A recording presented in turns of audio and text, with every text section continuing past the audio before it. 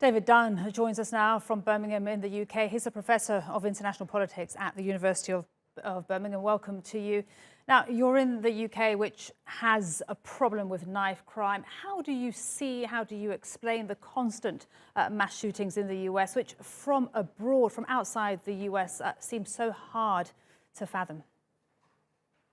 The mass shootings are a direct correlation by the fact that there are about 400 million weapons, firearms owned by American citizens. So there's a huge prevalence of weapons, not just handguns, but of course assault rifles. And this represents a change. I mean, 20 years ago, when President Bush Sr. was in office, he actually instituted a assault rifle ban. The trend has been towards more liberal ownership of guns, more widespread ownership of guns. Not only that, but also of combat jackets, bulletproof vests, effectively, and therefore there's a huge saturation of guns in the country, and there seems to be an inability of the American people to bring about change in those policies. Majorities show that, opinion polls show there are clear majorities in favour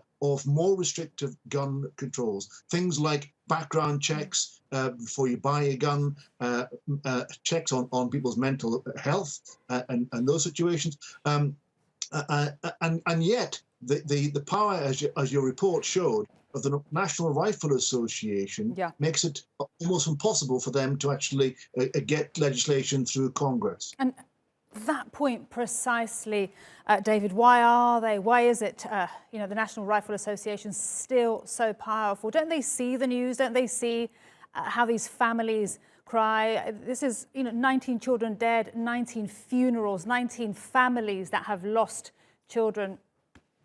Don't they watch the news? Don't they see what this does?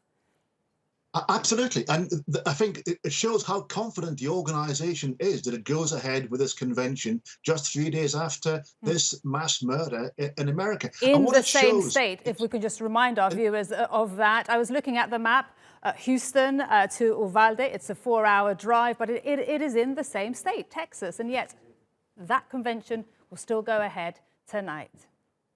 And the reason partly is the American political system, which, by virtue of the primary process that chooses candidates, that selects or deselects candidates, what that means is that actually a very small number of members of the Republican Party, maybe 10 or 15% of the voting population of that area, get to choose candidates. And the National Rifle Association will actually tell that group of people the position of every candidate on gun control and tell them who to vote for. So no politician in the Republican Party will take a position that even slightly amends gun ownership or access to weapons of this nature, because for fear that the National Rifle Association will use the primary process to deselect them. So what you have is a very undemocratic system. And similarly, the US Senate, by virtue of the fact that there's 2 senators from each state, no matter what those states are, disproportionately represents smaller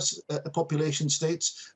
Places like Wyoming have 500,000 population and 2 senators. California has 39 million population, but 2 senators. So small states like Wyoming and Montana and these states in the middle have a disproportionate influence on the way the Senate votes on a whole variety of issues, including, importantly, gun control. So that the system is skewed to allow the National Rifle Association and other lobby groups like that to have a disproportionate influence and actually go against the majority wishes of the population, who are actually crying out for some degree of change and aren't able to get it as a consequence of the American political system. David Dunn, thank you so much for explaining it so well. And this is such a sensitive and controversial subject for so many. David Dunn from the University of Birmingham, thank you.